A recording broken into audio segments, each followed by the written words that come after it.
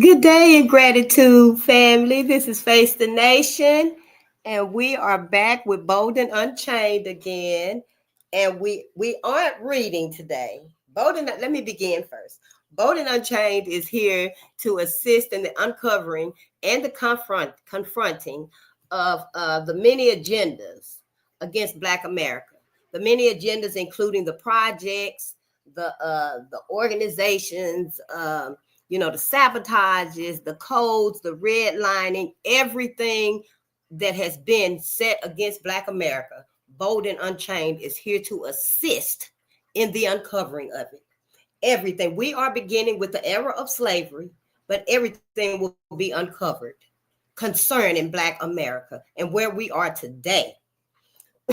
We have already completed the reading of Red Summer, 1919. The Awakening of Black America. And now we are reading Racial Violence in Kentucky, 1865 to 1940.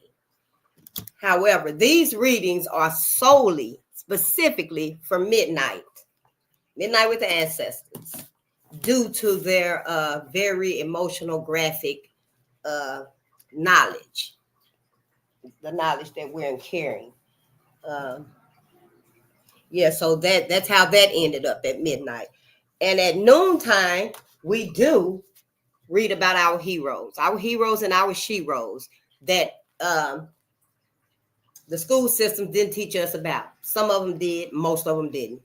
So that's noontime. However, I didn't catch that at noontime today.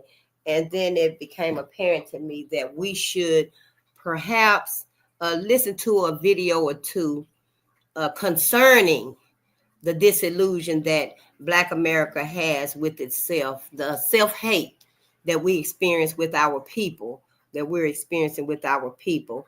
Who taught you to hate yourself? Who? Why won't you question that? Who taught you to hate yourself? Why won't we look at that? And that's why Bolden Unchained is here, to assist Black America, because Black America is in a new awakening. We've had one awakening. We're in a new awakening, my people. You know, I was listening to one brother, I don't know if it was Professor Walter White. And that's another thing I want to say before it skips my mind, because it's so much and it's so wonderful. Oh, the feeling that you will feel just to pick up something, anything, just to look at us. Oh, y'all, I can't even tell you the pride and the love, the faith, your self-confidence just shoots through the roof when you read about us, when we learn about us. Man, it's nothing like it. And that's what they don't want you to know, because they didn't want me to know either. But I want us all to know. I mean, it's amazing. It is so amazing. We are phenomenal. Black people are phenomenal people and exceptional people. And I just want us to look at the focus of our self-hate, where it began, why is it still apparent in us? Nobody else hates themselves but Black America, as far as I'm concerned. These are my views. We're going to cover a lot of content on this channel as we grow and as we expand and we get more people in, and we're reading more, we're learning more. Because after this, we're going to build. We have to build, but we got to deal with this hurt. We got to deal with this disconnect. And I'm not disconnecting us. I'm not the division. Hold up. No, face is not the division. Sure isn't. The people that we're going to listen to, our people, some of other people that are telling our stories. See? And we're going to see exactly why we don't know what we need to know about us. But we're going to cover a lot of content, and what comes out of my mouth is my views, unless I'm reading the book word for word. You know, I read this book word for word. I might forget a word or throw in my word. If it say people, I might say the people. you know. But yeah, other than this right here, anything that's coming out of my mouth and stuff is how I feel. You know, you don't have to feel like that if you don't want to. I mean, by all means, if you want to, if you feel comfortable, safe, and good with going camping with just you, then hey, take some discernment with you. That's all Faith is saying. Because as a people, honey, we can't keep being dumb and ignorant. I mean, we can't be a fool and a dummy. I mean, you know, that's just not conducive to us. That's not beneficial to us, to our babies.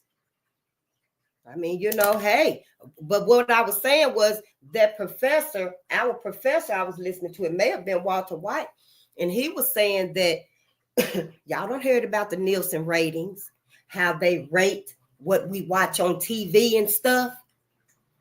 Honey, everything was built up. I'm going to say it like this. Everything that we didn't invent and create, everything else was built up to monitor us and our creations, our progress, you know. It is what it is. But anyway, he was saying about Nielsen ratings. Nielsen ratings can take whatever you're watching on your TV, your programs, your shows, your movies, and they can get all that data on it. They get all that data. How do I take this off until I want to actually show sister? They take all of that data and they put it in their reports and stuff. You know, they keep up with it and stuff. And us, he was saying, I'm going to find him and show him too. Because he was saying that Black America, we watch 10 hours of TV a day. 10 hours of TV a day. And I already know this. You do too. Most of it is reality TV. Your shows, your what? All that. I don't even look at all that stuff. But you know what I'm saying. Your judge shows, your game shows, your food shows. We spend 10 hours a day watching TV. Our babies spend, I'm just saying this here, our babies spend at least 10 or more on TV. Oh, I must have been low with that. Don't tell me I was higher than that. But yeah, I'm just saying, like he was saying and stuff. We need to watch out for what we're ingesting mentally, physically, you know, what we eat, what we drink. That goes for TV too. We can't keep looking at all this bullshit. When they started cutting off Good Times, A Different World, The Huxtables, all of our good shows that was for us, that were immoral for us, that's when we should have been monitoring what we were looking at on TV. And here we have it, allegedly, in 2024, we still watching non-beneficial shows on television. We got the internet now, for crying out loud. And we still finding the bullshit. So Black America, can we please just, you know, try to use some focus here? Because, honey, we on our way out the door. But we need to leave something better for our babies. And when they find out, when our little babies, when our kids find out about our hero spirit come through, it ain't going to be nothing that ain't going to be able to tell sister that she can't do this and do that and do. Heroes, nothing but heroes, sheroes. Oh, my ancestors, I can't tell y'all. Yes, I love teaching my grandbabies. But see, the thing about it is when our babies, you see that? When our babies go back home, and my daughters know this, when they go back home, let them talk about Malcolm X to you. You didn't know either. Let them talk about Claudette Colvin, Dorothy Bolden. You know, Now we do have to monitor what we teach to them, because they don't know about all this heaviness. You know, they don't know about Emmett Till and George Stinney and Mary Booth. They don't know about all of them. But we can teach them about our heroes. We can teach them about our heroes and our sheroes. And see, this is why we got to refocus ourselves, Black America. I'll be mad at me. I don't care. I ain't gonna see you anyway. And you ain't gonna see me either. But you gonna see them babies. We gonna see our babies. And we have to help them see themselves. Look at TV now. I don't even hardly look at it unless I know exactly where I'm going, honey. I'm going to some black media. But I bet you now on all y'all TVs and stuff, who y'all seeing? Is they really pushing that interracial relationship stuff on y'all TVs and stuff? That's what somebody was saying. You know, like every 3 to 5 videos, 4 of them is interracial.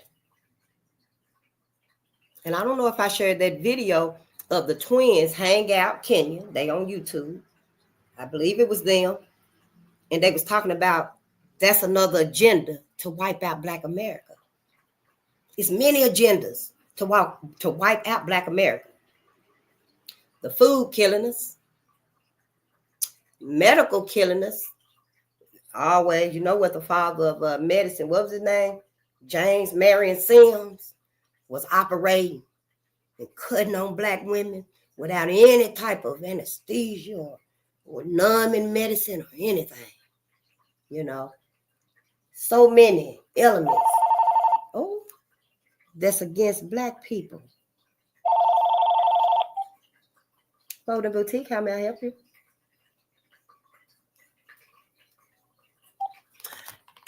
But anyway, to come here, it's so many agendas against Black America. From the food we eat to the medical. Hello? Hello? Yes, I'm live, sweetie. I'm online.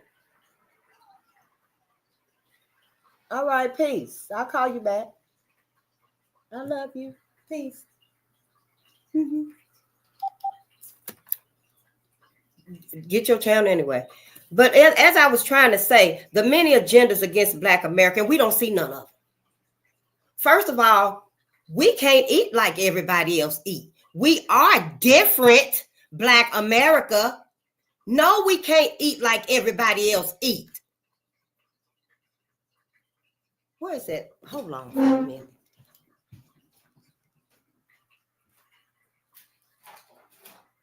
That's why we motherfucking sick. Because we trying to live like everybody else is living. In Black America, we can't do that. Baby, we are chosen people. We're chosen. We can't live like everybody else. Eat like everybody else. Move in society like everybody else. No, we got to change that. And right now, allegedly 2024, we don't have a choice. No, it's not our choice no more. See, these whole past decades, maybe, yeah, all these past decades and stuff, that's when we had a choice in the matter. But now, we done got so bad, we so unhealed, we're so broken, we don't have a choice anymore. But we are different. Let me go unblur this. Because, yeah, y'all need to see this. I'll put it back on. I will put it back on.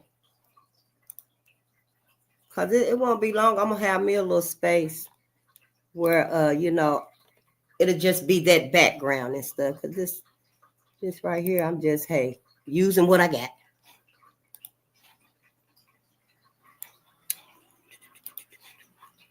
This right here. We are different, Black America. We are different from other people.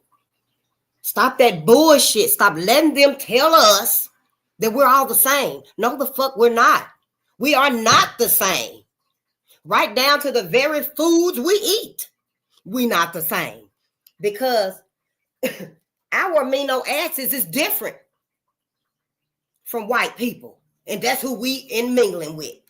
White people. We in parallel with white people. They up here and we down here, but still, we not comparing us, and we not in a system with other peoples. Yeah, it's more people here in America because hell, it is so diverse now.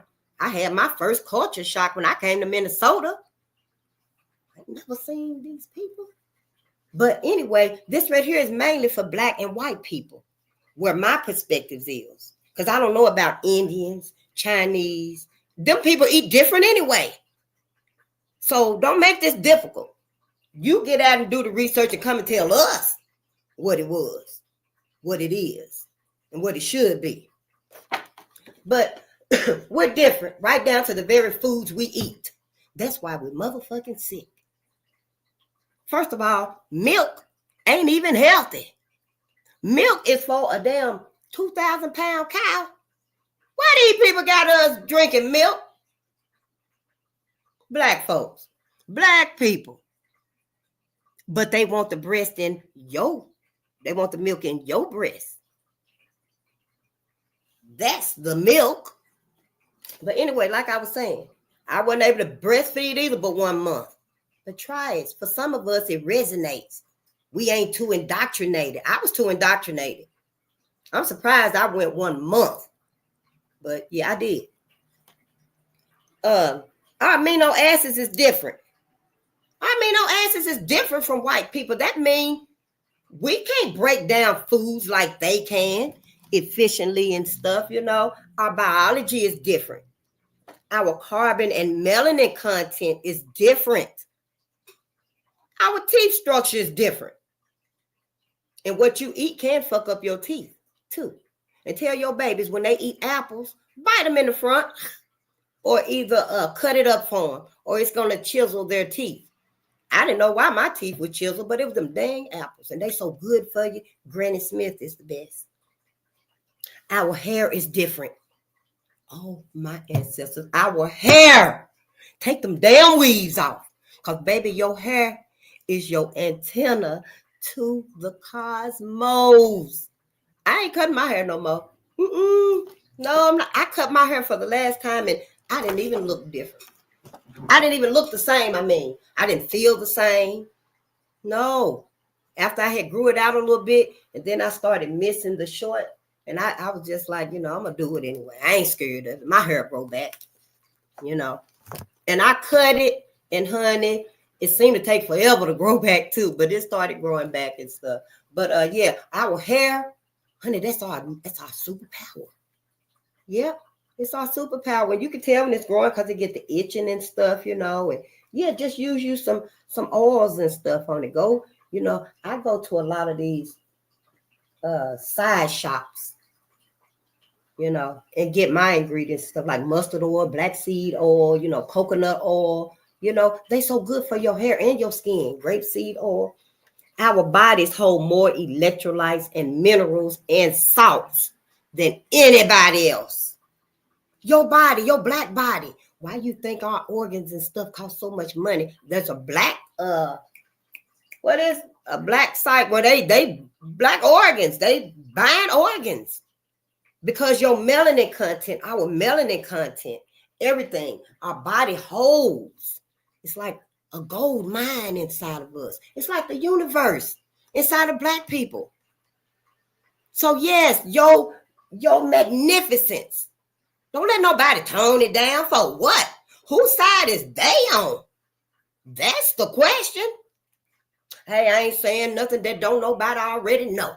But us. Everybody else already know this stuff. So don't act like face is the one that's causing trouble. But honey, yes, I'm proud. Our hydrochloric acids in our stomach is 10 times weaker. In our digestive tracts, it's 10 times weaker than other people. Yep. It is, honey. It said right there, I wrote it out the book. I wrote it out the book or whatever I be looking at, and I annotated word for word. our hydrochloric acids in our stomachs is 10 times weaker. So you sitting around here eating all this hard meat, no vegetables, no fruits, which we really supposed to be eating anyway. Only look at Dr. Yaki, our brother. He's a doctor now. So we can heal ourselves. Don't stop from your doctor. You need to let them know. Hell, let them know. Shit, what they gonna tell you? You can't? Oh no, I'm sorry, face. You've been coming to us for 12 years and we got you on 9 different pills. You can't stop. And you're going to say, okay, now you tell them, look at here, I'm finna consult with my brother, with Dr. Yaki. I'm finna consult with Dr. Yaki, and I will keep you in the loop. Matter of fact, let them know when you consult with him, at some point, they may be doing a collaboration together, because your health is your wealth. Our health is our wealth. And we can't let nobody jeopardize our health. Not no more. And our intestines is much shorter. Drink you some water so you can go to the bathroom. Yeah. I know. I didn't want to believe it either, honey, because I was like, woo-wee. I was like, oh, my ancestors, which teacher do I look up first? But they said, no, you ain't even got to do that. Just teach the babies. Teach the young ones. So, just relearn. Teach your children. Teach your children. My teachers probably all done passed on and stuff. I don't know. But I know one thing for your babies that's sitting in school, when they roll around with that Christopher Columbus, we got his book over here somewhere about his 4 voyages. And he was talking about when they got up on the shore and stuff, honey, his eyes must have lit up. He saw nothing but greed, honey. He saw jewelry. All the fruits and stuff was just plentiful. He saw minerals. I don't know. It seemed to me like he just saw a gold mine. Yeah. And the people were so welcoming and, and joyous, and they were so generous. It's in his book. We gonna get to it. Mayflower too. And while they were sitting there saying, oh, here, eat this, take this, and putting on jewelry on him and stuff, his motherfucking ass was standing over there saying, oh, they're gullible. Oh, yeah, I can send back for more of my people and come over here and we can wipe them out. We can take all of this. See, that was his thing. That was his thoughts, Christopher Columbus, when I read his book. You might get a different perspective of how it looked it, but it looked it like that to me. So I'm just saying, Black America, we so broken into so many fragments. We don't know what kind of hurt we got, what kind of sickness, disillusion we got on us. All we know is it's self-hate, and we denying that. Ooh, let me get my this right here goes on my altar. I was supposed to get a white cloth for my altar, and one of my neighbors gave me this for Christmas. So I just rinsed it out, and I threw it on my heater so it could dry. I put it on my altar. It's white. But look, I can't say it enough. But every time I get on here, you're gonna feel it. You're gonna feel it. You're gonna see it. Oh, if you open your mind up and just be receptive to relearning, that's it. And what you say, you open your Bible up and you tell us to say, God, give me discernment, show me what you want me to see. That's what you're gonna do with this too. Just say, ask for the willingness to relearn. Just be open to relearning about Black people, about us. A lot of us know, whether you're my age or a little older or whatever, what have you, we know what's happened. We don't quite understand how we forgot and how we were deterred from that focus. But yeah, our ass was put to sleep. Y'all was. And they trying to put you to sleep again. But see, this new awakening. There's a new awakening on Black America. I don't know if you didn't know. I didn't know either. But yeah, it's a new awakening on Black America. See, us down here in these little bitty potholes and stuff, we don't hardly get much of nothing unless we looking for it. Then we'll get the remnants of what's really going on. That's why it's very important for us to get into Black media. I mean, we have so many experts, scholars, critical thinkers, mentors, teachers, inventors, scientists, man, healers. It's phenomenal. It is beautiful, Black America. We got to get it. But wow, we've been on here for 30 minutes. Yeah. I guess this is what it's like. You know, I have to, of course, get this together before we actually show before we actually eat the meat. Not literally, because, you know, I'm cutting out meat in my diet too. It's just not the same. That's another live though. I got some stuff to tell you about the meat and stuff too. And maybe I'll have our first guest when we do that live. Yeah, maybe I'll have our first guest. But Black America, I just want us to wake up. I just want us to see what we need to see. You know, just focus on us. You ain't heard nobody else about focusing on you. You ain't heard nobody about focusing on you. Somebody come in your house and you listening to Dr. Umar Johnson. You listening to Dr. John Henry Clark, Dick Gregory, Dr. Francis Cress Wilson. You listening to Dr. Claude Anderson. What they gonna say to you? Turn that mess off. We don't want you listening. Turn that off. Why you listening to that? So, you know, we got some deciding to do. Whose side we on? Whose side is we on? So let's get to this video right here. This video is Dr. Joy DeGruy. Dr. Joy DeGruy, and she wrote the book. She's got a couple of books, I believe. Post-traumatic slave disorder. I know we've heard about post-traumatic stress disorder, but we, Black America, we suffer from post-traumatic slave disorder. Post-traumatic slave syndrome, PTSD. Yeah. And there's a difference between post-traumatic slave disorder and post-traumatic stress disorder.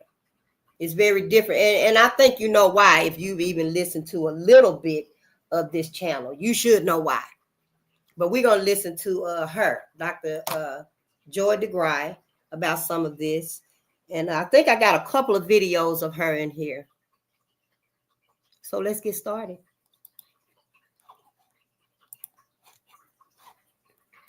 Okay, I got to go back.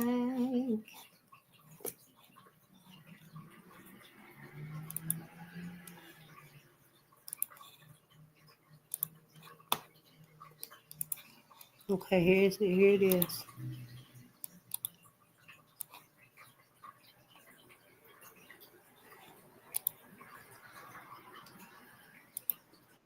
Raped, experimented on. Post-traumatic slave syndrome is an explanatory theory that really looks at multi-generational trauma. One of the things that's difficult for people is their first response is, oh my God, that happened so long ago. We're talking about people being captured, shipped, sold, beaten, raped, experimented on. And then you have to ask the question, did the trauma continue? Yes. So 300 years of trauma, no help, freed. No help, more trauma.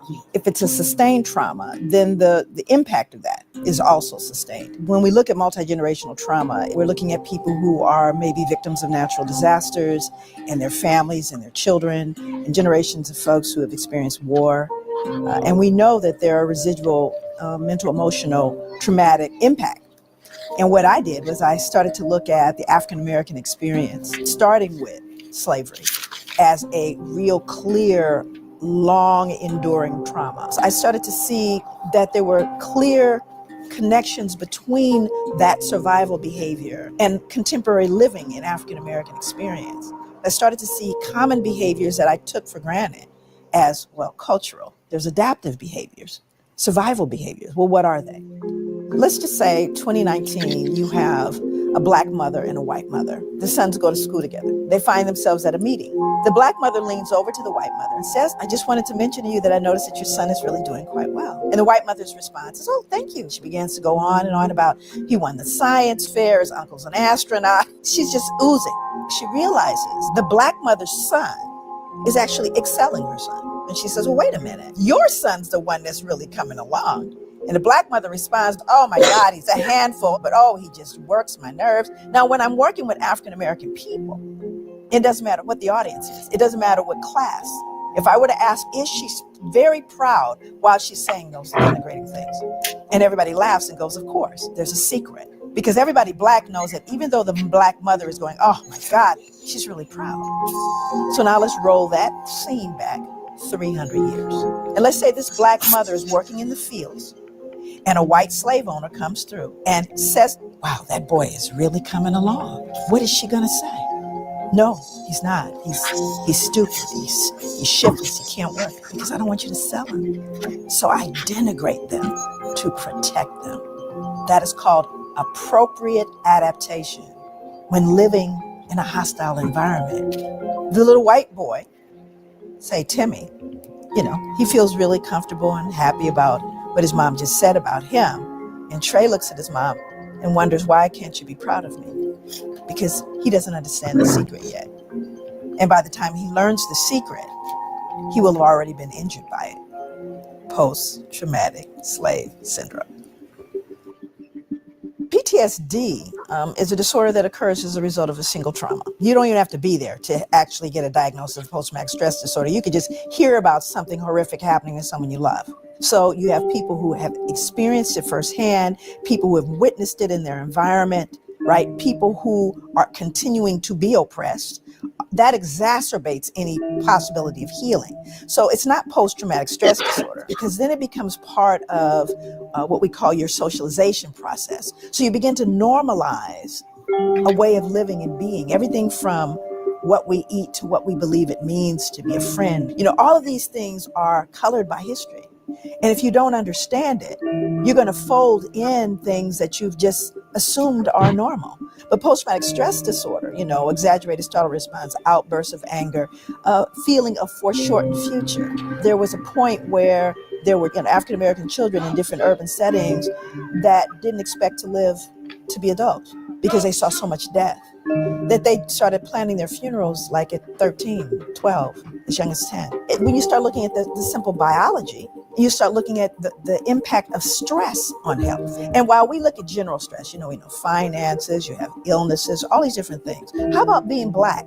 How does factoring in being Black in America impact your stress level and therefore your body's ability to operate its own immune system? Because we know it compromises the immune system. Once you understand it, then you can deal with it. Because you see, it's habitual. You socialize. It becomes part of your being. So one of the ways you begin to address that multi-generational trauma is to work with the people it directly impacts, to hear from them. And when you give the people the information, they can use it. I think the first order of business is beginning to have a conversation. And the other is to educate the larger society. You have to stop the assault. So this is not purely a clinical thing. This requires social justice and change. That's where part of the healing is. It's not in a clinical setting or in a pill.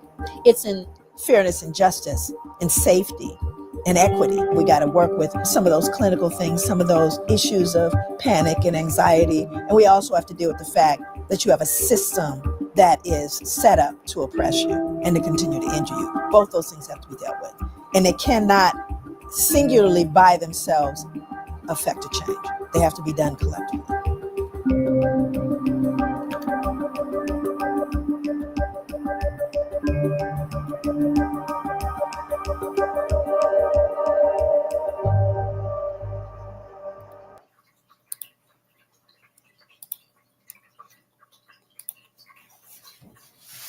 That was Dr. Joy DeGruy of post-traumatic slave syndrome. We're going to watch another video of hers. And that video was teaching us about the traumas, the racial traumas that we suffer from, and how we adapt to life, as if it's normal while we're ignoring our reality, basically. The root of Black trauma, uh, post-traumatic slave disorder. It's real. Cognitive dissonance. I didn't know anything about these things either. Like I said, I thought we were okay. I thought everything was changed. We had made change, but no, Black America is worse than ever. Black America is worse than ever. And, you know, we have many, many scholars out here, and now it's time to pay attention to them. So let's get back to it with Dr. Joy DeGruy. And I know I had another video of hers.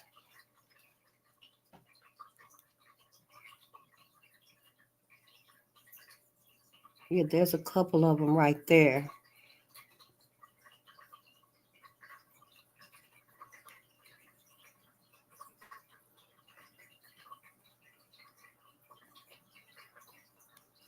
Okay, we're going to start with post-traumatic slave disorder.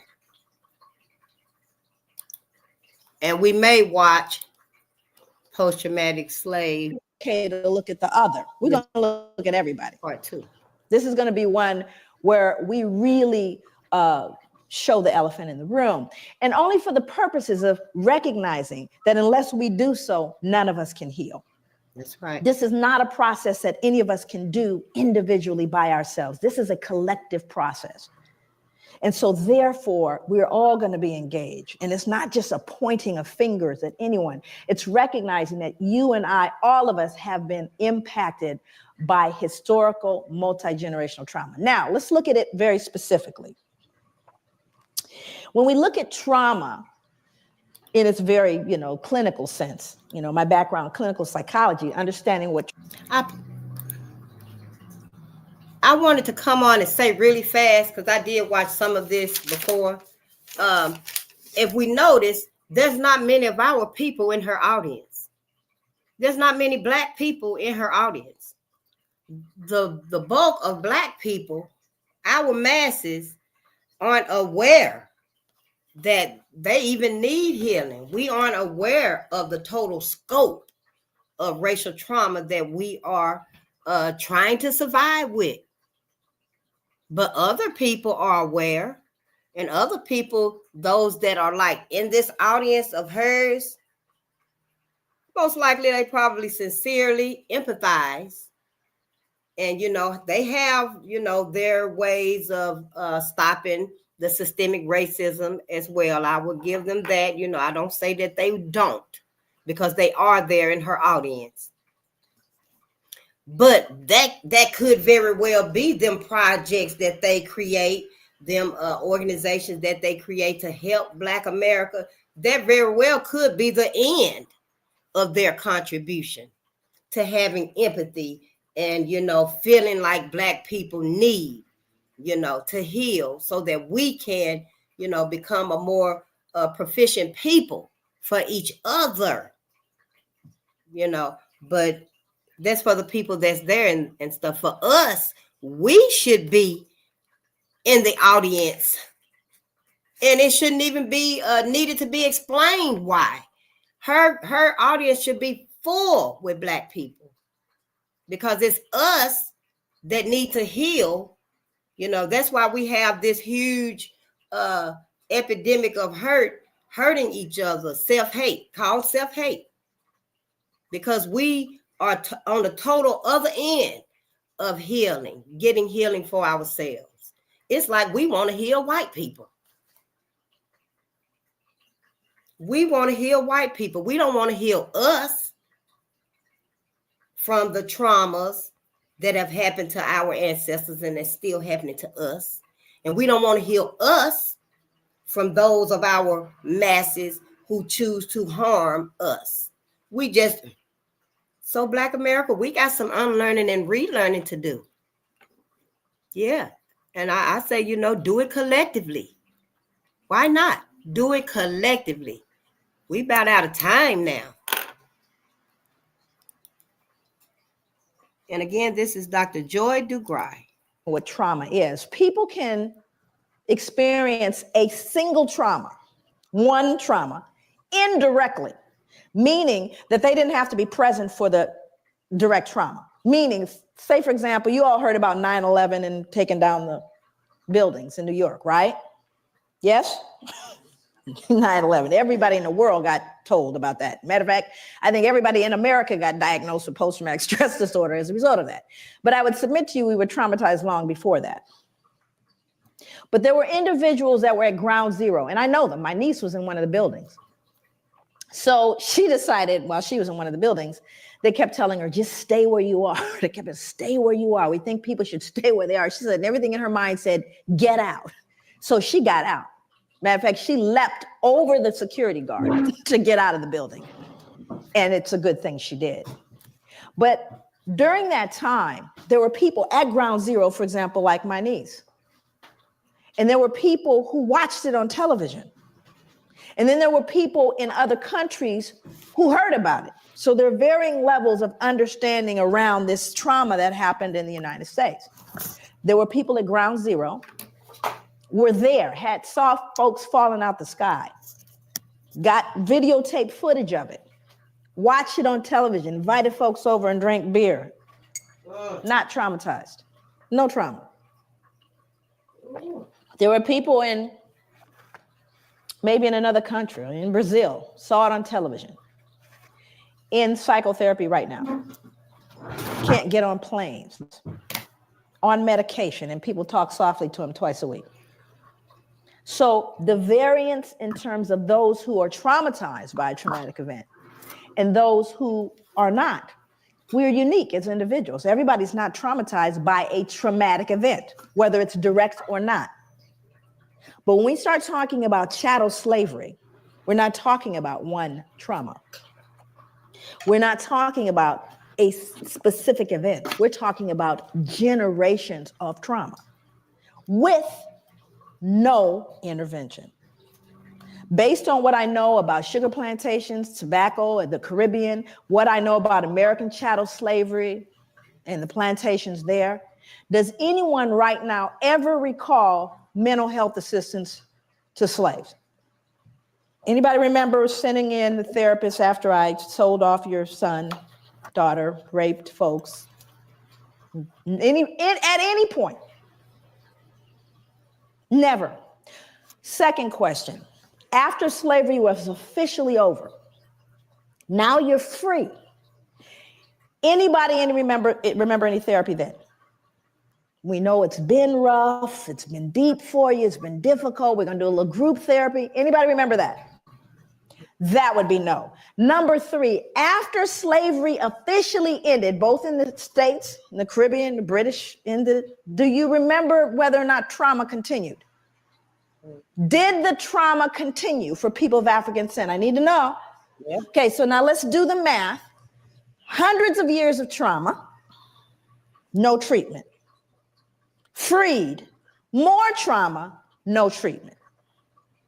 What do you do the math?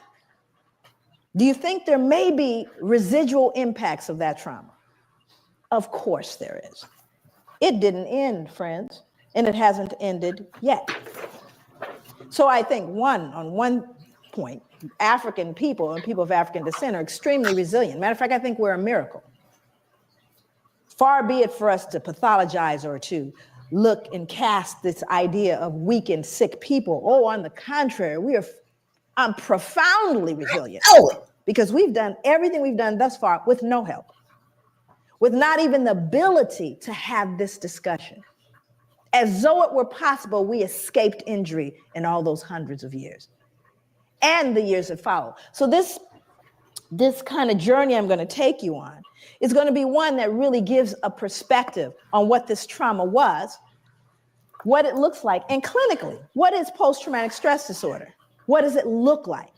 Now, let me give you a little snapshot. We'll get into it in more depth a little later. But post-traumatic stress disorder, if in fact you are diagnosed with that, again, remember, direct or indirect trauma, here are some of the symptoms.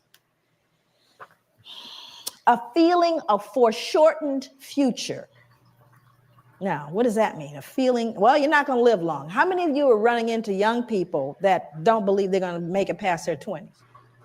Feeling of foreshortened future, exaggerated startle response, outbursts of anger, difficulty falling or staying asleep, hypervigilance, right? These are symptoms of post-traumatic stress disorder. This is like DSM stuff, Diagnostic Statistical Manual Mental Disorders. It's in there. And there's a whole listing of all these symptoms. Now I want to roll it back so you can understand what the transmission theory is, because I'm going to talk about transmission. So how does a person that's been traumatized by post-traumatic, literally has a diagnosis of post-traumatic stress disorder, and can we, if we are logical and we are reasonable people, assume that a fair number of Africans had to have had post-traumatic stress disorder? You think? I'm not talking about us, I'm talking about them. Untreated though, right? Okay, so now let's do the math. Mom who saw dad sold or sister raped has post-traumatic stress disorder. Still mom though, right? Only mom now has outbursts of anger, feeling of foreshortened future, difficulty falling or staying asleep, hypervigilance. That would be mom. Now, Johnny or Mary or Shaquisha did not have the original trauma. But what are they learning? This is called social learning theory. What am I normalizing? Exaggerated startle response, outbursts of anger. Are you following me? So I didn't have to be traumatized. Now, the other thing is, do you think Johnny and Mary got traumatized too? Do you see? So what happens in your environment, you learn from the significant others in your environment. And if they're broken, guess what you're going to be? You're learning from broken people. And you're normalizing that behavior. And then it becomes, years later, 2008, that's their culture. That's just the way they are. That's their culture. So there's poison in the cookies, right? But how are you going to tease out that poison? That means you have to look at the etiology of the behavior, which is what I spent many years doing. And it's not rocket science. This is not deep. Like I said, this is not required that, someone has, it's just common sense. How many of you in the room think you can cook? Come on now. I know it's a strange place. You all have the oddest food in the world. I know I can't cook. Those of you that know how to cook, who taught you how to cook? Mom, dad, family. Who you think taught them? Hello, social learning theory. You learn from those in your environment. And if they couldn't cook, the likelihood is you can't eat. Okay. So there's things that we don't question them. This is what goes in the curry. What are you talking about? This is how you make curry. Well, how you know? Because that's the way my mother made it. Well, maybe, she didn't get the recipe right. Actually, I wrote Post-Traumatic Slave Syndrome, the book, which is here. The book is called Post-Traumatic Slave Syndrome, America's Legacy of Enduring Injury and Healing. I recently have written a study guide, which is being edited now. But the reason why I wrote the book is really to put a name to what I was looking at. I started to look at behaviors in African people and people of African descent. A long time, people ask me all the time. I just was interviewed by ABC, and they wanted to know, where did this come from? It came from growing up Black. No, there's nothing deep there. I grew up looking at Black folks and wondering why we behaved the way we did. Very little had to do with white people. Very little. I was looking at Black people, and I wanted to understand our behavior. I am 50 years old, and I remember looking at people who were, growing up in South Central Los Angeles. That's where I grew up. My parents are from the South, from Louisiana, and from Belize. And one of the things that I started to notice are certain behaviors that Black people engaged in that I started realizing, not just African Americans, African Caribbean people. I came here, heard the same thing. Behaviors around what we look like. Like, for example, I would hear people, and most people here, white or Black or wherever you are in the spectrum, you've seen the behavior and wondered about it. I know you have, because I wondered about it. Where you have Black people that aren't Black. How many people have met Black people that actually aren't Black? Now, this is an interesting phenomenon. These are Black people that will tell you before, first of all, they certainly look Black to me. They look Black, but they don't say they're Black. I've got quite a bit of Indian in me. Did I mention that a lot of my family are from, all of a sudden there's something else, right? And you're looking going, sure could have fooled me. You look Black to me.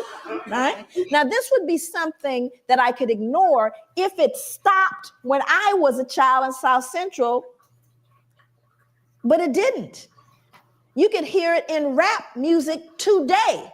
Same behavior. Matter of fact, the rap videos, that they just need to clone the same girl, right? I could draw her right now. What she looks like, the little wavy hair, and she's black, but not too black. Okay. And what is that about? What is its etiology and why does it persist? That means that it's an intracultural phenomenon that's being passed along through generations. But why? What is this self-loathing that I see in contemporary Black folks? I'm not going back to slavery. I'm talking about today, who hate and despise the reflection in the mirror. That's what I wanted to know. So that's what led me on my journey, if you will. Again, not an unusual journey.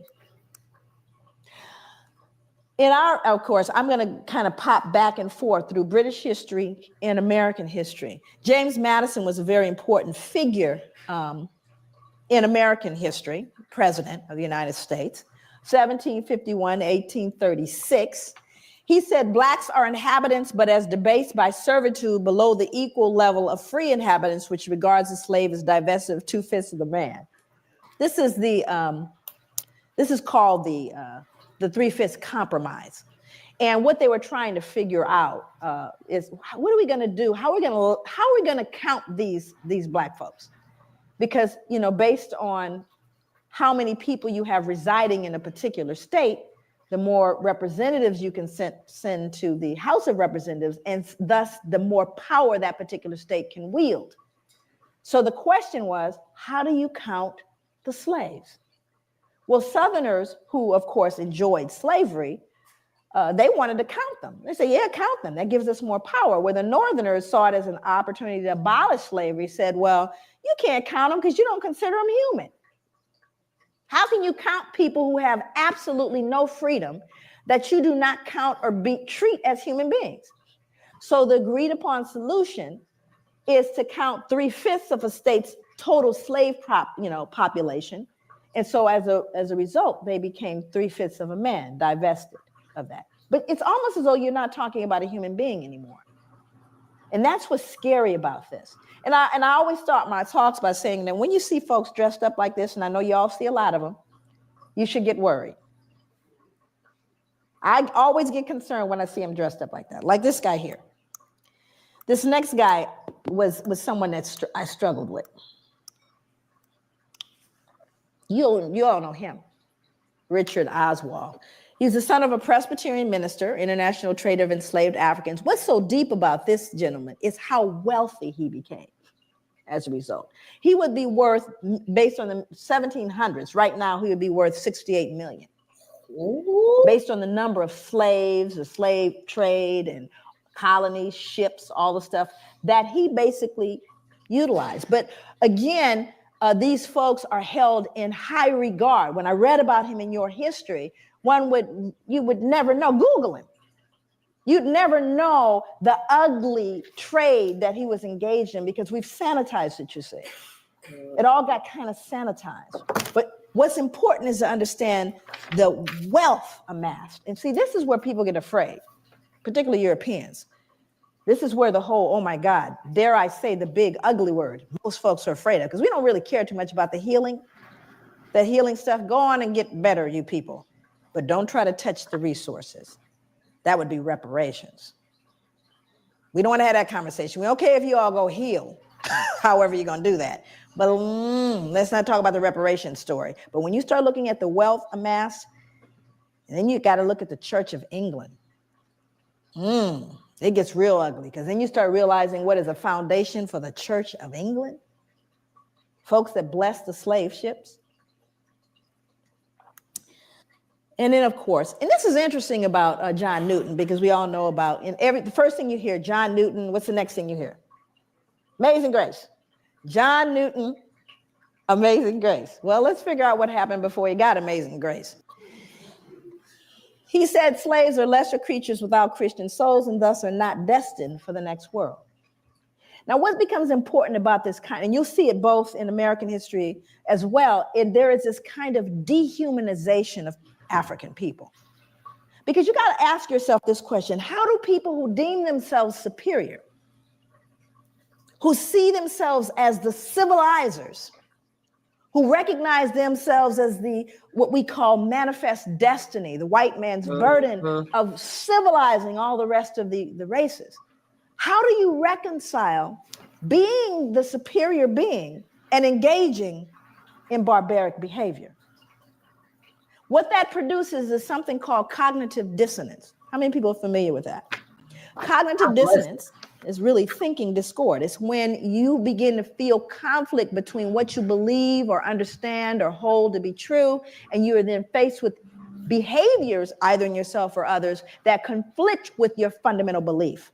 It produces cognitive dissonance. Human beings don't function well with cognitive dissonance. You must remove the cognitive dissonance in order to function. So in order for people to perpetuate slavery and to perpetuate that whole system that lasts for centuries, you had to remove all dissonance associated with it. Can't be anything wrong with me. Certainly isn't us. We're the civilizers. We're the superior. So it must be them. Oh, yes. Well, you see, they don't even have souls. Now I can go to sleep because I'm not really dealing with the human being. Are you following me? Okay, let's see what else he said. He said, when the women and girls are taken on board a ship naked, trembling, terrified, they are often exposed to the wanton rudeness of white savages. The prey is divided upon the spot. Look at the choice of words, the prey. Resistance or refusal would be utterly in vain. And then he says, I sinned with a high hand. Yeah, and then he wrote Amazing Grace. Okay.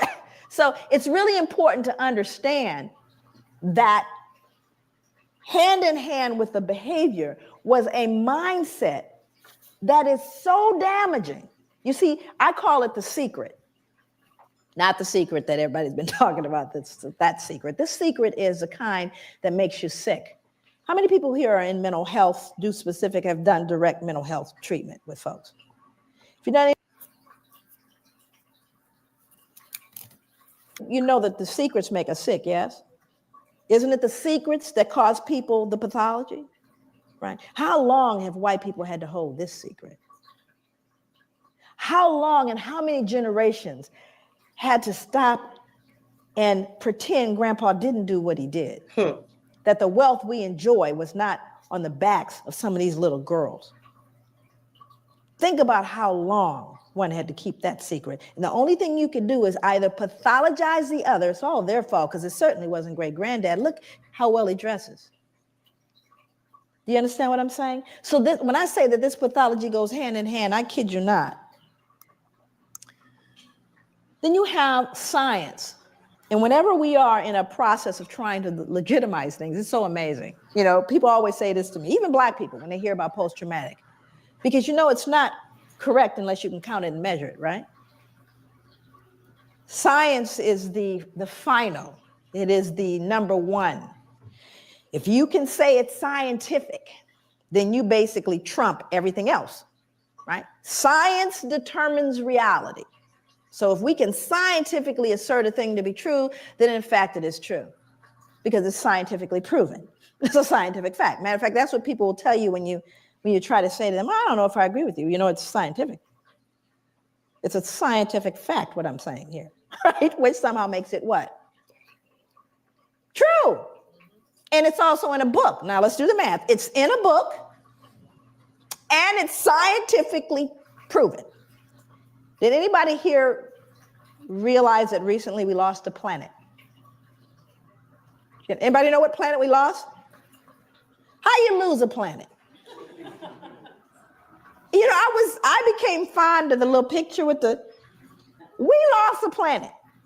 We didn't lose a planet. You know what it means? Science was wrong. Now, have they ever said, you know, we were wrong about that planet thing? No. It's called a paradigm shift. So let's go to science. And I think it's important that we do. So we go to someone named Carl von Linnaeus. Now, Carl von Linnaeus becomes an important character. in this whole conspiracy of silence and legitimacy and removing the dissonance. Carl von Linnaeus developed a system based on a criterion of skin color and laid the basis for 19th century racial classification. Linnaeus properly began the science of anthropology. So here we have the father of anthropology. Although color classification of races dated back to the ancient Egyptians, anthropologists refer to Linnaeus's Systema Naturae of 1735 as the first modern study of man. While Linnaeus advanced classification with his use of a color criterion, he also fixed on his 4 families of man certain moral and intellectual peculiarities that continued into the 19th century anthropological vocabulary. He described Homo Americanus. Who might that be? That would be Native American, American Indians. Homo Americanus. And what did he say about them? He said they were reddish, choleric, obstinate, contented, and regulated by custom. Homo Europaeus, as white, fickle, sanguine, blue-eyed, gentle, and governed by laws. Homo Asiaticus, that'd be Asians, as sallow, grave, dignified, avaricious, and ruled by opinions. And Homo Afer, as black, phlegmatic, cunning, lazy, lustful, careless, and governed by caprice. These insights into what Linnaeus defined as racial character, personality traits, behavior, intelligence, language, and a host of other related categories were transmitted into subsequent attempts at a science of classification and became more fixed than the races themselves. Not a shred of science here. But it is in a book. And it's touted as science. And what's more important, my students, I teach graduate students in social work. And they'll say, but Dr. Leary, my God, we're looking at 1707 to 1778. We are, right? After all. But do you not hear these same attributions today? Those blacks, they're lazy, all of the exact same, am I telling the truth? In your newspapers, in your accounts of them, do you not hear these very same things? Mm-hmm. So does it matter that it started in 1707 and 1778 and has no scientific merit? That's multi-generational, is it not? It's being passed along. Yep. Part of the swallowing into the social gullet. Those are the beliefs, you see. So it doesn't matter whether it's true or not. And thank you, Carl von Linnaeus. Again, he's removing the cognitive what? Don't they deserve to be treated the way we treat them? Have we not just justified what we've done? After all, I just told you this is who they are. We're not wrong. We're just trying to keep the domestic tranquility. Makes sense. I'm having a clicker thing. There we go. Johann Friedrich Blumenbach. Just look at him. He's not right. We could tell already. But he had to contribute his part as well. Mm-hmm. Sure was. He says, now this man, Johann Friedrich Blumenbach, he was an individual. How many of you are familiar with the term Caucasian? Oh, yes. Then you know Johann. He designated 5 races or varieties of man in the second edition of his work on the natural variety of mankind. His division into Caucasian, Mongolian, American, Ethiopian, and Malayan races, with the added Carl von Linnaeus descriptive peculiarities, became the subsequent basis of most 19th century anthropomedical studies. While Carl von Linnaeus founded his system principally upon skin color, Blumenbach considered a combination of color, hair, skull, and facial characteristics as fundamental means for classifying the 5 varieties of man. Central to his study was the Caucasian, a term which he originated.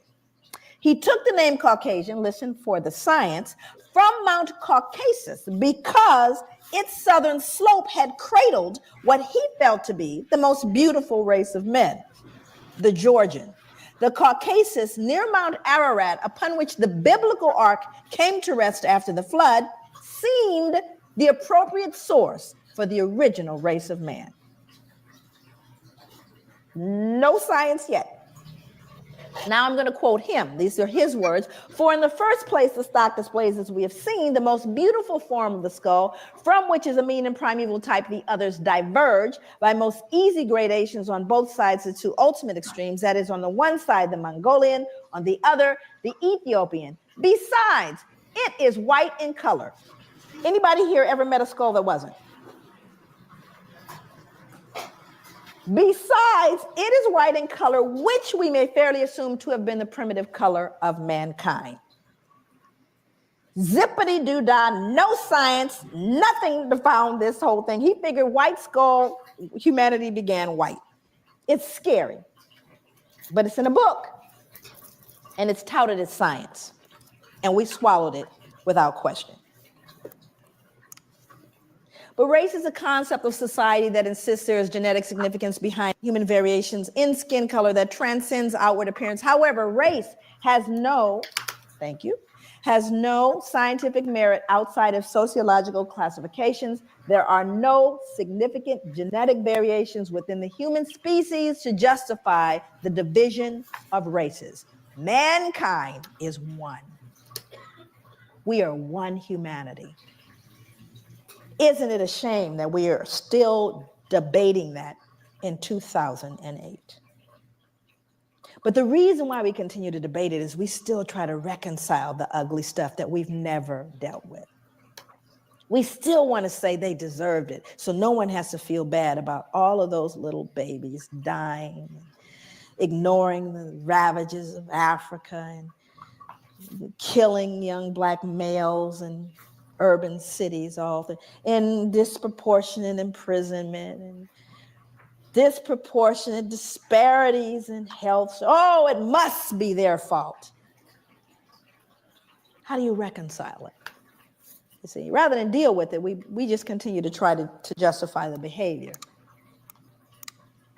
Thomas Jefferson, you all know him? Yes, he's one of my favorite people, actually. I close out my book with a soliloquy from Thomas Jefferson. I actually end my book with it. Because Thomas Jefferson made a statement. Here's a man highly regarded in the United States. I mean, there are more statues of him than probably anybody. And he made a statement towards the end of his life. He says, "Indeed, I tremble for my country when I consider that God is just and that his justice cannot sleep forever." You see, it haunted him to his grave because Thomas Jefferson knew. He knew what would happen. Matter of fact, he predicted exactly what we're dealing with today, what happened between people of African descent and those of European descent. Predicted it. He was a bright man. How do you reconcile behaving in such a barbaric way? Well, let's see what he said. He said Blacks smelled bad and were physically unattractive. Well, this was inconsistent with his behavior because, you know, he fathered slaves. His motherfucking Sally Hemings. So it didn't smell that bad, huh? Now, here's a more important one. He said we required less sleep. Now, that one's more interesting to me.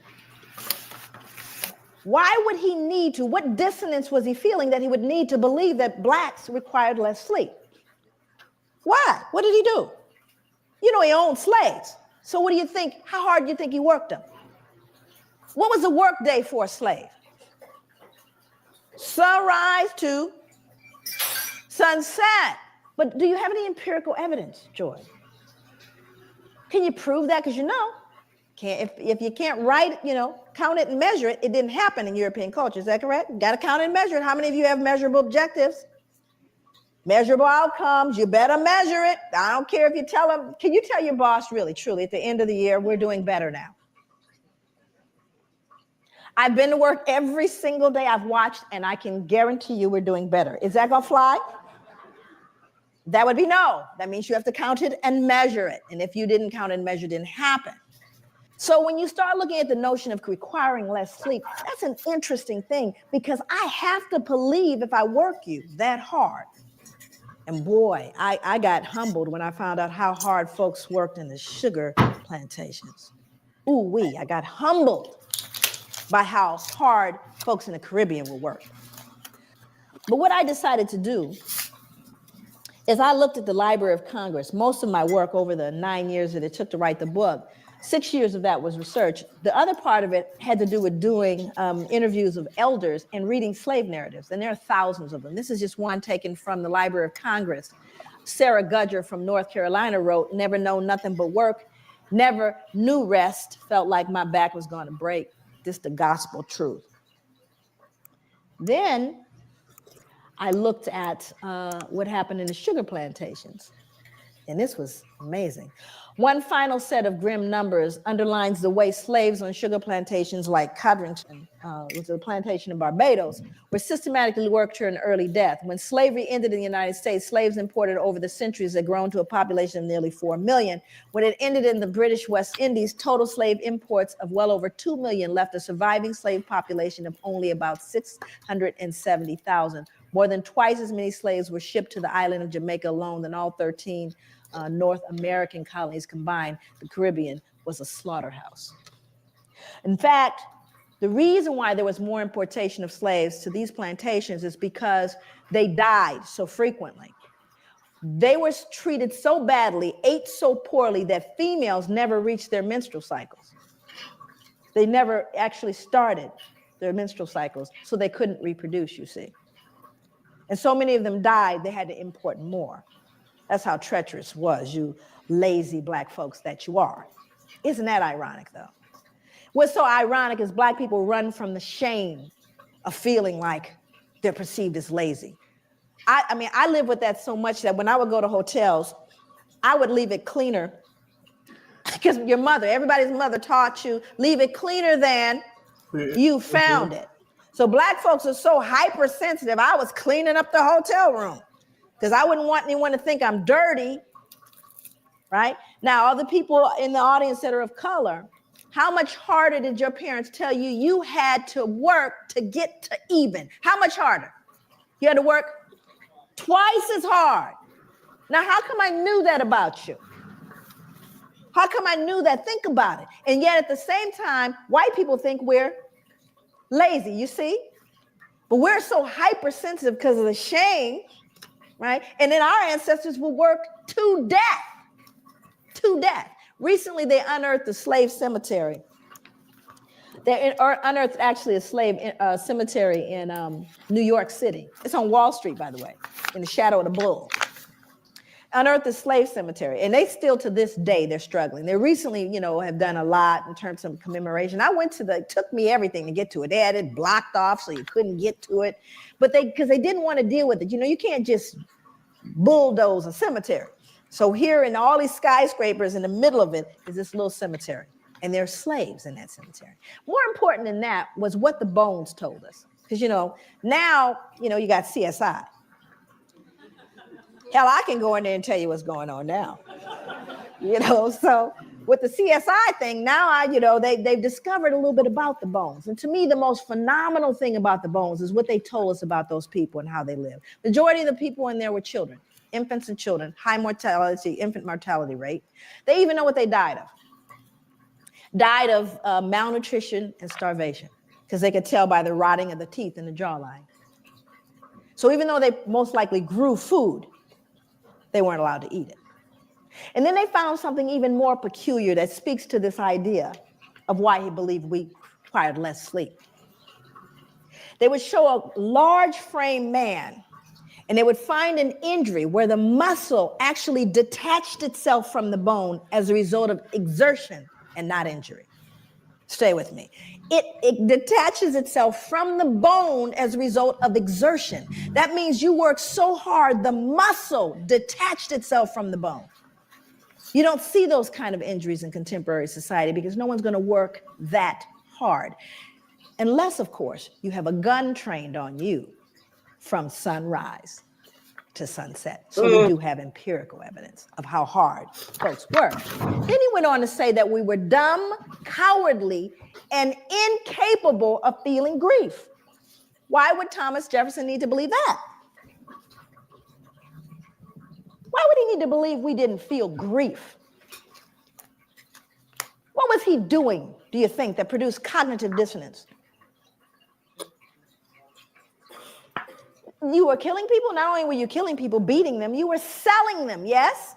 Selling mothers away from their children and husbands away from wives. And surely they don't feel it, because if they felt it, that would make them human like me. So I simply say, and you see, it's not even so much that he said it, but he was an important person. If Joe, nobody said it, but he said it. So what do you think the rest of the folks, uneducated laborers, believed? Well, they don't feel grief, you know. After all, Thomas Jefferson says they don't. So he becomes a critical person in making those statements. But you see, it was all to relieve and to settle the conscience that he died with. But these become very important as you see how these things move forward. Then there was J. Marion Sims. I won't spend a lot of time with him. He's another figure. You can Google him. There's a statue actually of him in Central Park. Just mentioned his mother. And J. Marion Sims was an individual credited. He was a father of modern gynecology. How many women in here know what a vaginal speculum is? And for those men in the room that we lost, a vaginal speculum is a device designed to open up the vagina. It was considered one of the most important advancements in medicine that was made. He was credited as being the wealthiest physician to have ever lived. And what's interesting about him, look at the medals pinned on him. I was just very curious about how it was they regarded this man, because no one ever really looked at how did he come up with that vaginal speculum. The way he did it was he actually worked on did experiments on unanesthetized slave women. He created a makeshift hospital in his backyard in the mid-1800s. He built the first vaginal speculum from a pewter spoon. And he reasoned that slave women were able to bear great pain, meaning we don't need any anesthesia, because their race made them more durable, and thus they were well suited for painful medical experimentation. We didn't even, because we didn't feel like other women could feel. This man would cut into them, and just said, well, since they're black, they don't really feel it. Unbelievable. And more importantly is what he did to infants, because not only did he experiment on women, he also experimented on infants. He said that black infants suffered from something he called trismus nascentium. Watch this. Which is now commonly referred to as neonatal tetanus. Neonatal tetanus originates in horse manure, which was a likely cause of the disease in slave infants. He attributed it to the indecency and intellectual flaws of slave infants, together with skull malformations at birth. That is a shoemaker's awl. And that's an 1800s shoemaker's awl. He would stick that into the heads of brand new infants in an effort to realign their skulls based on the indecency and intellectual flaws of their parents, to treat the malady. Of course, it was 100% death rate. But that's what he would stick in the head of a baby at birth.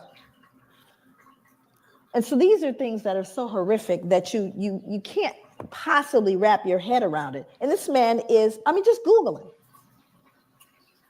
And I think to myself, if I were up here in front of you right now, and this is going to become very important as I move into the other slides. If I stomped a puppy to death up here, just a little puppy, stomped it right here to death in front of you, most of you would need therapy. And I would be arrested probably faster than killing a black man for killing a puppy. How could you do that? Do you realize how much dissonance you have to remove in order to stick that into the brain of a child? More importantly, the child can no longer be human. Are you understanding what I'm saying? The reason why he could do it is they weren't human. They didn't even feel pain. That's what this man believed. Now, you may look at that and go, those are horrific things from the past. There's a book out right now, not table reading. It's called Medical Apartheid. This is written by Harriet Washington, came out last year. This book chronicles the experimentation on Black people up to contemporary day.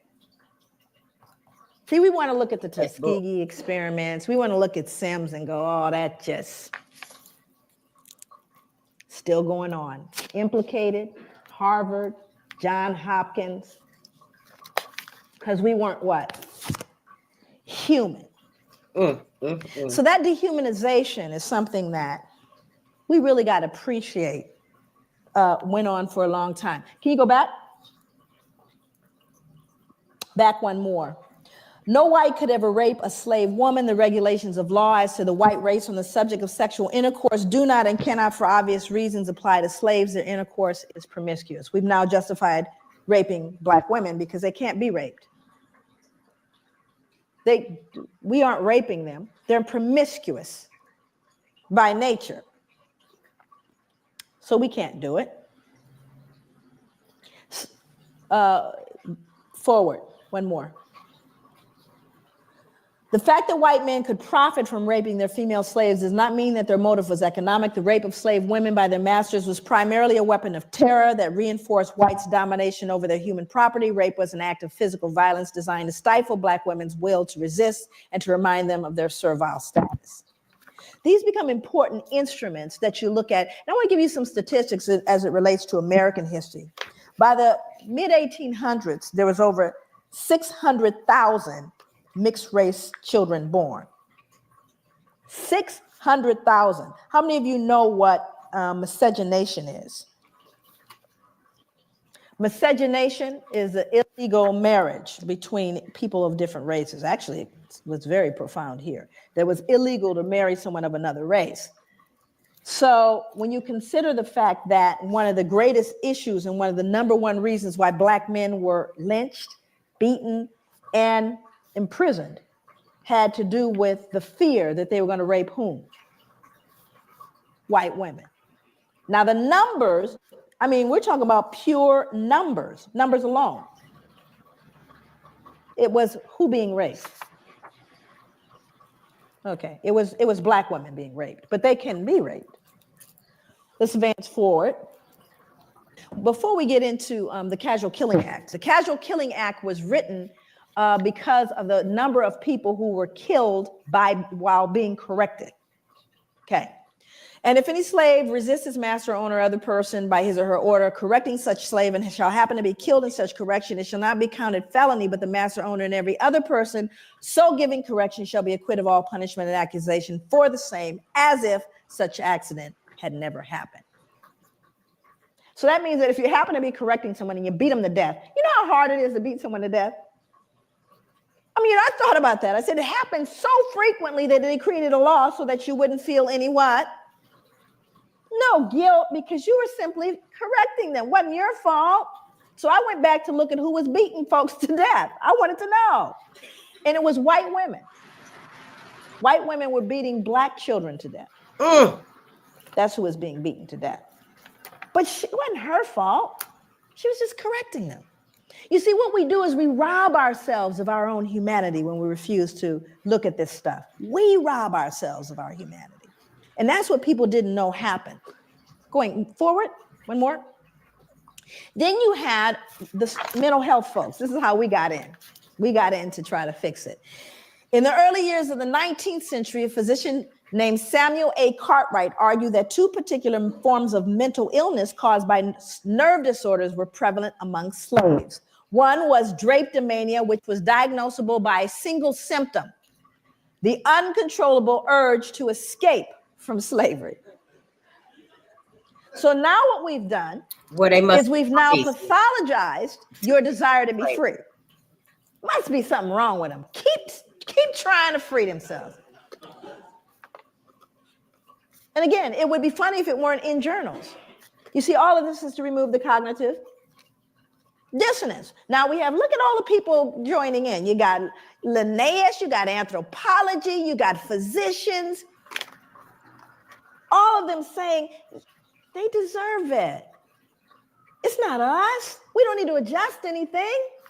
And if they just tried harder, how about you people just pull yourselves up from your bootstraps? What's the matter with you? The playing field has been leveled. Well, we're going to see if, in fact, it's been leveled. Or is that conjecture?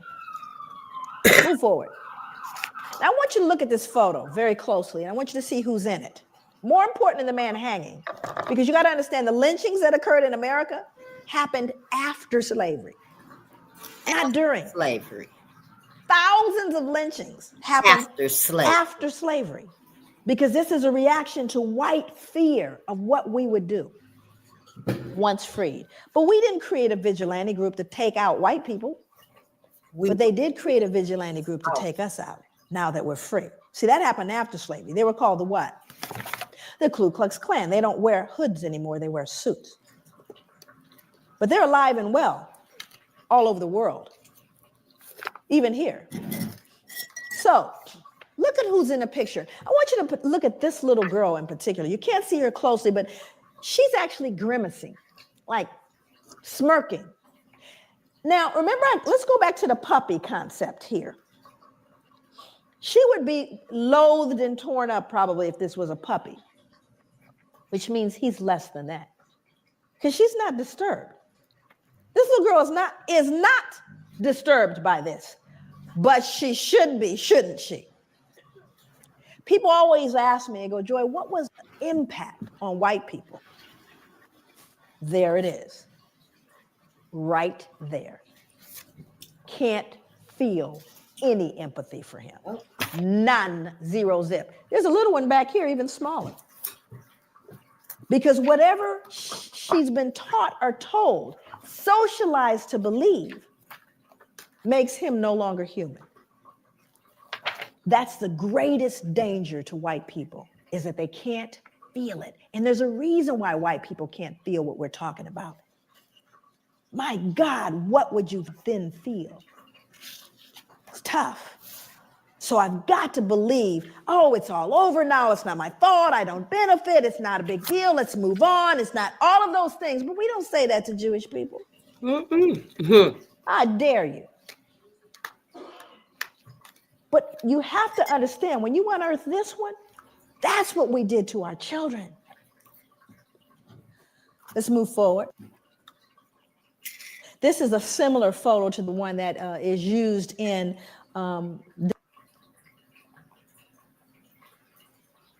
movie. Now, and again, most important, this is a man that's being burned. Also, I won't read the depiction, but there are newspaper accounts of this. It's written in a book called 100 Years of Lynching by Ginsburg. No pictures, just I got that book on hold. That say not only did they burn him, they decapitated him, cut him into pieces, and used parts of his body as things to put on mantles. So people would say, get me a tongue, would you, or a liver, a little crisp, so I could put it on the mantle. Now, again, I want you to look at the folks. I want you to look at who's here. We're not talking about the toothless, big gut, hooded wonder, are we? We're looking at plain old, common, dressed up folks. They're squeezing, please, I want my picture taken. Are you following me? This is somebody's cousin, uncle, somebody. And the ability to do that, dehumanize this man and rob them of their humanity all at the same time. All at the same time. That is the most dangerous, treacherous thing that could happen. What did Hitler do? He dehumanized human beings, put babies in ovens. Anything that robs us of our humanity is a danger to everyone. And that is what's going on with people of African descent all over the world, because not only did it get done here, but who did we tell? The entire world we told these people don't deserve any value. Everyone wants to be American, not y'all. But when we go, I literally go to countries all over the world. America sets the standard, and thank God for what happened later. Let's move forward. So a lot of people start saying, well, y'all got free, right? Y'all are free, everything's fine. Because see, whenever you talk about post-traumatic slave syndrome, people get locked there. So there's a myth that after slavery ended, the playing field was leveled. Was it? Mm-hmm. Remember, all the lynchings occurred after slavery. That wasn't during, after slavery. So you had black sharecropping. Now, we didn't get a lot of black history in our schooling. I have 4 degrees and 3 of them advanced degrees. Never did I get black history.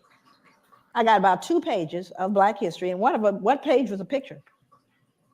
And there was a picture of the little folks with the cabin. You probably saw the same picture. It's a little cabin, the little guy on the porch with the banjo, little children running, frolicking about, eating watermelon, right? Everybody happy? Mm-hmm. And we certainly need little Mary and little Johnny to believe that they were happy. The slaves were happy people. And they had a nice place to live. Because we couldn't have them feeling cognitive what? Dissonance. Not little Mary. She can't start questioning what Grandpa did. So I want you to see this because those are leftover slave quarters. He's a sharecropper. So now let's go back and take a look at sharecropping. Now these are folks that were slaves, no longer slaves, decided I'm going back to be a sharecropper on the same plantation that I was enslaved. Why would you do that? Let's move forward. Here's why. Because when you did try to leave and you go north, because you're free. I want you to go north now. I live in Oregon, right? That's where I live. Here we go.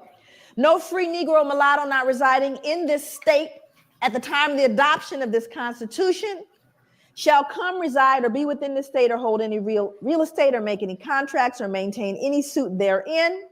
And the Legislative Assembly shall provide by penal laws for the removal by public officers of all such Negroes and mulattoes and for their effectual exclusion from the state and for the punishment of persons who shall bring them into the state or employ or harbor them. This was repealed November 3rd, 1926. My father was alive. Okay. Yeah. Section 6 said, if any free Negro mulatto shall fail to quit the country as required by this act, if guilty upon trial, shall receive upon his or her back not less than 20, no more than 39. We'll beat you.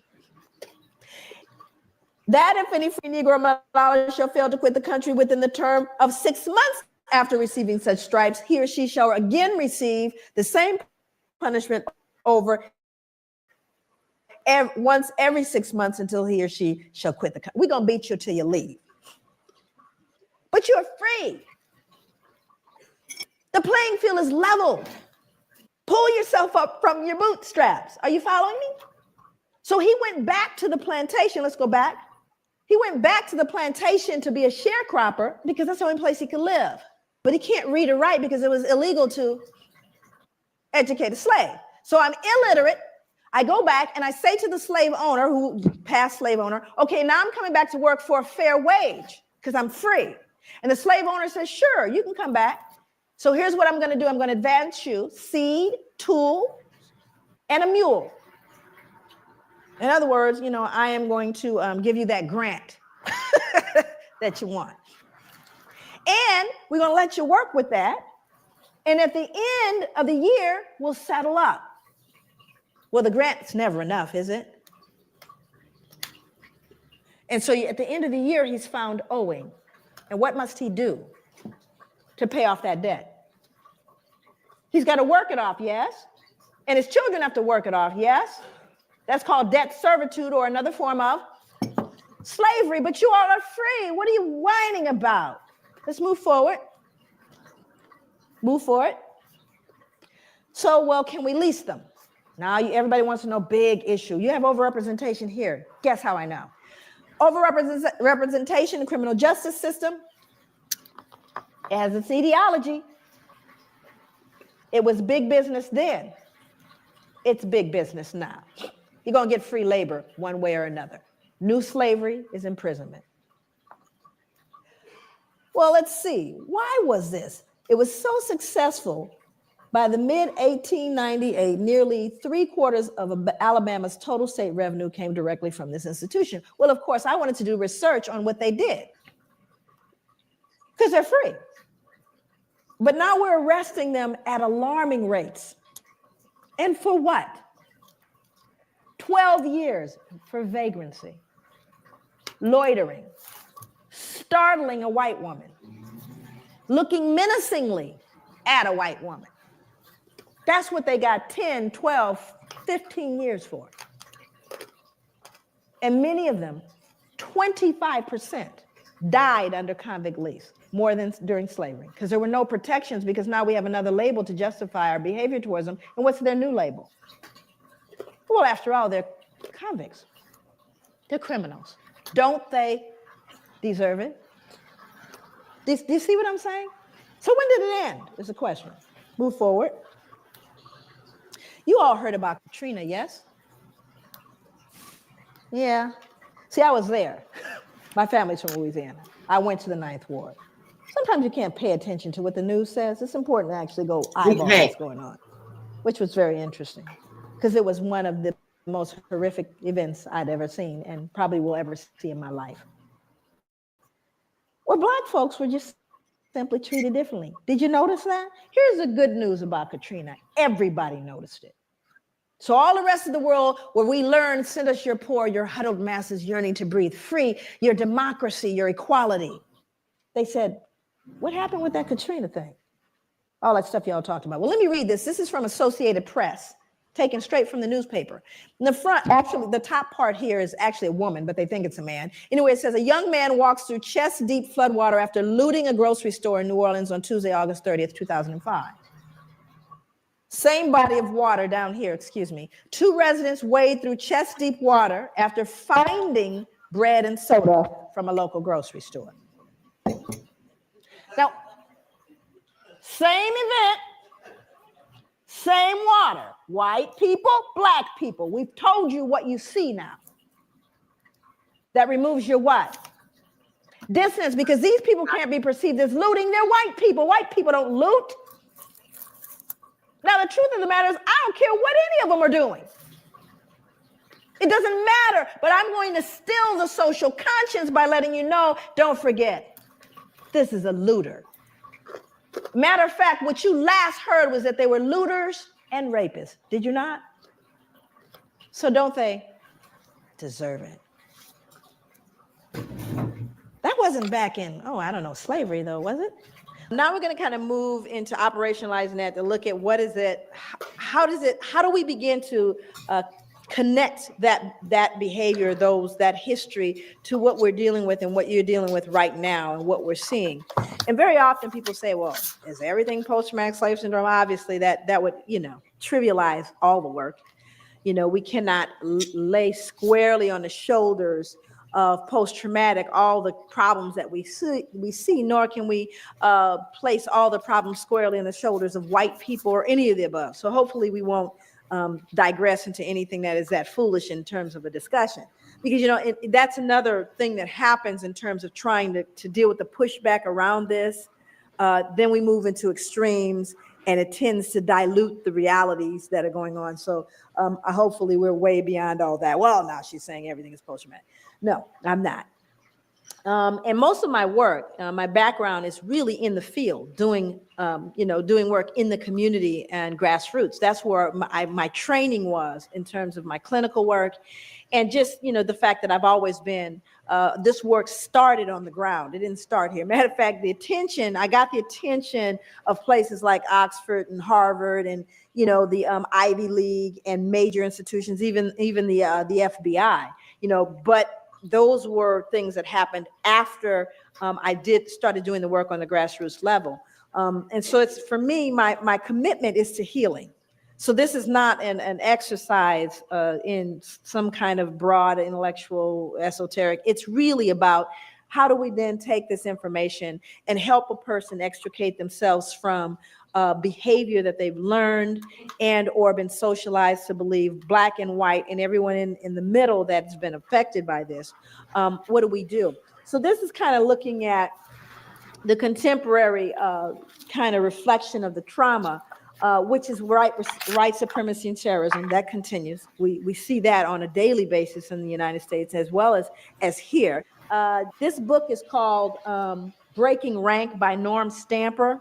Norm Stamper is a 34-year police veteran. He was a chief of police for the cities of San Diego and Seattle. This is a white man wrote this book called Breaking Rank, and he really did. So all I can tell you is he broke rank. I've been trying to meet Norm. Norm travels quite a bit, and he gets a considerable amount of death threats because of what he's done. But he talked about, and this is contemporary. And remember, that's what we're looking at. How does it reflect itself today? I've heard some police officers refer to prostitute slayings or to the slayings of blacks as misdemeanor murders, employing an unofficial code for them, NHI, which means no human involved. Now, these are on telephone calls. These are on calls that you hear on police officers speaking. Hey, what do you have? Well, we have an NHI. We have no human involved. It's a black person killed. Do you see what I'm saying? Again, the dehumanization reflecting itself in just their casual involvement with one another. San Diego cops confessed to a myriad other acts of discrimination, including additionally dehumanizing the references to blacks on a radio call, Justin 1113 nigger. 1113 is a code for an injured animal. How many people think they understand what racism is? Show of hands. Come on, you know, you think you know. I'm not suggesting I know. I just have a couple of definitions that that kind of came to me as I thought about. How many people think there are white racists? That there are white racists out there? How many think there are black racists out there? Okay. Now, this is an interesting thing because this becomes important as we begin to define concepts. Now, I do that. I usually define concepts all the way. But one of the things that I do is I try to help people get a picture of what I mean by racism. So tell me how it is. I'm going to, first category is white racism, then we'll deal with black racism. So white racism. Tell me the ways in which white racism adversely impacts the lives of black people. Just what are the ways that white racism can adversely impact the lives of black people as a group? What are some of those ways? I'm sorry? Power, but how is that defined specifically? Education, okay. I'm sorry? Economically, employment. What else?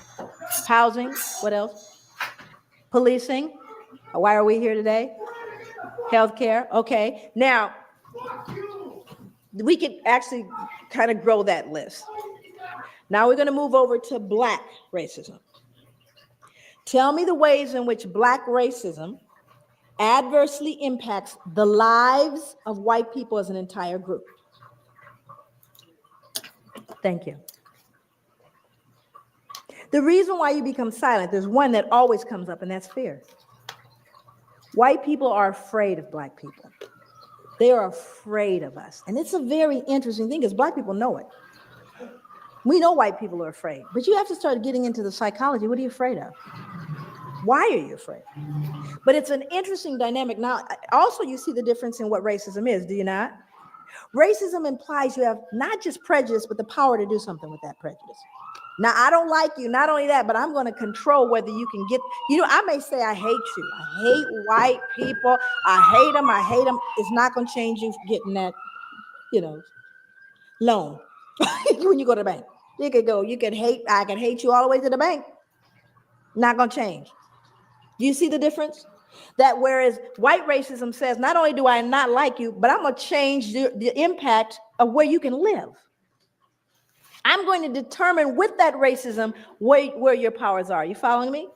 And I'm talking about as a group, not an individual, because people said, I remember when my uncle didn't. I'm not talking about your uncle. I'm talking about the whole group. I'm not talking about an incident. That's a difference. But white people are afraid. So let's get into how this fear impacts criminal justice. Because if white people in this room are afraid of black people, guess who else is afraid of black people? Only they have guns. So now let's look at what he said. Simply put, white cops are afraid of black men. We don't talk about it. We pretend it doesn't exist. We claim color blindness. We say white officers treat black men the same way they treat white men, but that's a lie. And here's a big one. In fact, the bigger, the darker the black man, the greater the fear. Any big black men in here? You got a big old bullseye on you, even if you got the suit on. And it's the truth because statistics bear it out. The African community knows this. Hell, most whites know it. Yet, even though it's essential, if not the defining ingredient in the makeup of police racism, white cops won't admit it to themselves or to others. He goes on to talk about actually learning it in the academy. Norm Stamper, he told on everybody. He had folks indicted. He now lives in a cabin on a mountain somewhere in the San Juan Islands. That's where he lives. Nobody knows where he lives because he knows they're coming after him, and they have. This is a statement from the book also. Race and class discrimination are all too real in every phase of the criminal justice system, from arrest to sentencing. Impoverished Black defendants, and this is going to sound familiar to you, are far more likely to wind up on death row than richer middle-class whites, or the 3,000, and of the 3,700 inmates now awaiting execution nationwide, 43% are African-American. Black defendants are not accorded the same due process rights as whites. Their cases are not given the same scrutiny and consideration afforded a white defendant. Not now, not ever, not in this country. This is what the man said. It was dismal, but he doesn't believe it's possible in the current system. So what we have to realize is we need to be realistic about that. So what I have to do is teach my sons how to navigate this, do I not? Doesn't matter what I think and, oh, baby, you know, we are the world. No, this is real. You do have a bullseye on you. When you're in the elevator with the only white woman there, and you're the big Black man, she's clutching her purse and she's worried. That's a reality. And if you startle her too much, it used to mean you get lynched. Matter of fact, I think she could scream rape now and you get taken down. Now, this is interesting because this has to do with women. You know, my father used to say, if a white man has a cold, a Black man has pneumonia. And if a Black man has pneumonia, a Black woman has cancer. It just kind of figures out that way. In 1986, on-duty California Highway Patrol Officer Craig Payer strangled a San Diego State University student named Kara Knott and threw her body off a 70-foot bridge. Motive, she'd resisted his sexual advances. Now let's go back and understand that, and this is an interesting thing. I worked with adolescent and adult male and female prostitutes for 5 years. I don't want you to get that confused. I'm not an ex-ho. I've actually had people say, gosh, she's come along, you know, she used to be, she's done so well. So somehow when I say that, people think I've never been in the life. Okay, I work with adolescent, adult, male and female prostitutes as a case manager counselor. Okay, and during that time that I worked with folks, it was very interesting to see the perspectives and the behaviors and the attitudes that people had about prostitutes. I mean, when folks want to be, if you want to start off as a serial killer, just go kill the prostitutes. Nobody cares. But they don't even CSI don't investigate the prostitute slayings, right? But when we begin to see what's been happening with particularly women of color, you know, just historically, women of color have been fodder for white men. Now, what started in the backwoods or in the cabin with the slaves, it never went away, you know. And I want to speak to this because this is a tough one to swallow too. But imagine they did a study back in the 80s, and they asked men across the board, cross races, if you could get away with sexually assaulting a woman, raping a woman, in other words, and there's no possible way that you'll get, you know, penalized for it. Do you ever get, how many of you would consider doing it? This is just regular Joe, go to work with the kids. 70%, 70, said if I could do it, I would do it. Imagine being able to do that for a couple hundred years with impunity. Imagine, you don't have to worry about, you know, you talk about pedophilia and all that. Imagine being able to buy that. And then you could beat it to death too and get another one. I know it's tough to wrap your head around, but what happens to an appetite created like that?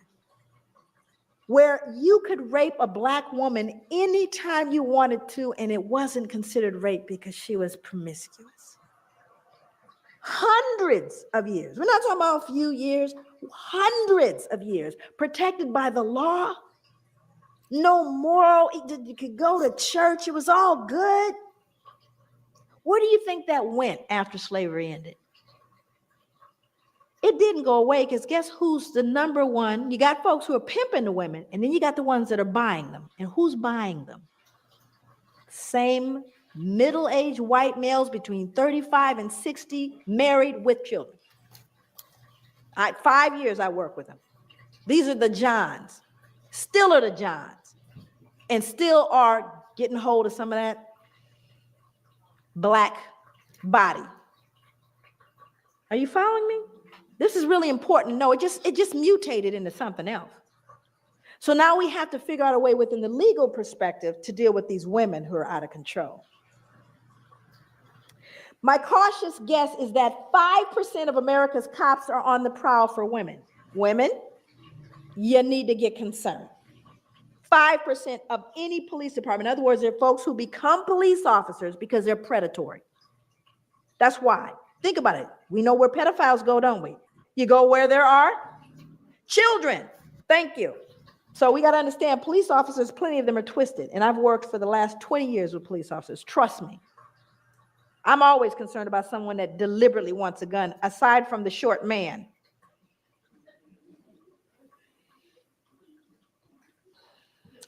In a department the size of Seattle's, that's 63 police officers. In San Diego, 145. In New York City, 2,000. The average patrol cop makes anywhere from 10 to 20 unsupervised contacts a shift. If he's on the make, chances are a predatory cop will find you or your wife, your partner, your daughter, your sister, your mother, your friend. That's in general. And you see, you get a freebie when you have a person of color because they have no rights. It is not hard to understand why people of color, the poor, and younger Americans did not and do not look upon the police as, quote, theirs. Compare and contrast. Are the police as an institution known for their protection of the innocent against deception, or do they deceive the innocent? Do the police protect the weak against oppression or intimidation, or do they oppress and intimidate the very people they've sworn to protect? Again, we're not talking about anybody that just fell off a truck. We're talking about a 34-year police veteran who went back, by the way, to get his PhD. Now, this was a study I did, the research I did. Now, let me explain kind of the basis of this research. 200 African-American male youth, 100 of whom are incarcerated, right? 100 of whom are not, but are from the same neighborhood. That was my the group that I was working with. So one of the things that I wanted to do over here on the right side, what you see is my dependent variable, what I'm trying to predict. And what I'm trying to predict is the use of violence. So what I discovered was the most significant predictor of African-American adolescent violence when I did the multiple, in other words, I put all the variables together to see out what was most significant. The baseline variables of witnessing and victimization, we already know they're going to fall out because they're baseline. We already know that, was respect. The most important predictor, respect. Think about that. How do you get respect as African-American male, period, but a male youth 16 in your society? How does he get respect? Got to get it, though, because he's not going to roll up in a corner and bawl and die somewhere. He needs to get respect. And as Black people, I say this all the time, I'll end here, that we can ill afford to swallow whole what is called cultural. We can ill afford to swallow that because there's poison in the cookies. And the only way to get the poison out of the cookies is not someone from the outside looking in, but those who are living in this to be able to look at themselves and assess it with a level of dignity, a level of safety that perpetuates a sense of well-being and healing. Thank you so much.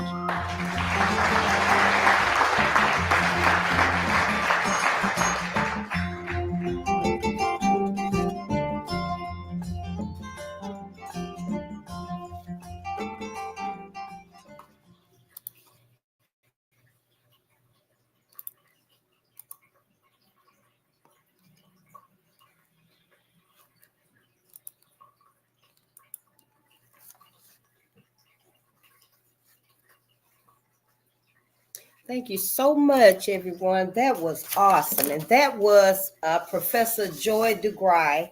She is on YouTube and possibly on the other social media channels anyway. Dr. Joy DeGruy, post-traumatic slave syndrome, slave disorder. She has part 1 and part 2. We may come back later and do part 2. just to get a grasp on where we can begin for our healing. As we just heard Dr. Joy DeGruy mention, there has never been ever, not then or now, there has never been any tools of healing for Black America. We didn't receive any type of therapy for any of the traumas that we have, that our ancestors suffered, that we have innately picked up genetically. It's in us.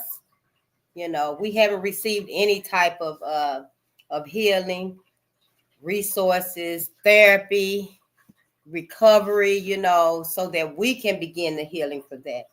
And today we've never been this bad. I don't think, in my opinion, we as a people collectively, we are so bad on each other. We the self-hate that we have for each other has permeated almost every part of our lives. You know, there's some places we can't even go to, you know, because the self-hate, it has saturated, you know, every facet of some of our masses. You know, so we do have this work to do, even if we have to do it this way. But we must begin, you know, to heal for our people collectively, you know. And so thank you so much, and we'll see you later. And don't forget 12 midnight. We will be midnight with the ancestors. Thank you so much, and peace and power to the people.